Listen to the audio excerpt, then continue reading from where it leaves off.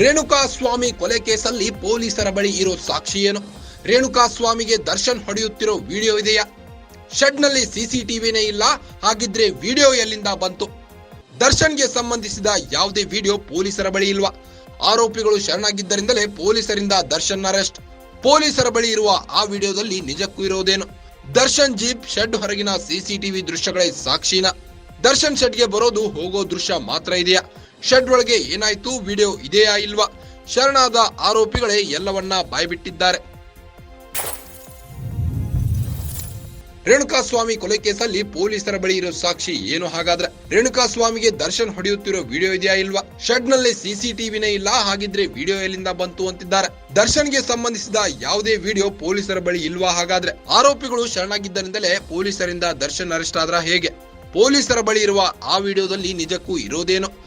Darshan jeep shed ಹೊರಗಿನ CCTV ದೃಶ್ಯಗಳೇ ಸಾಕ್ಷಿನಾ ಹಾಗಾದ್ರೆ? ದರ್ಶನ್ ಶೆಡ್ಗೆ ಬರೋದು ಹೋಗೋ ದೃಶ್ಯ ಮಾತ್ರ ಇದೆಯಾ?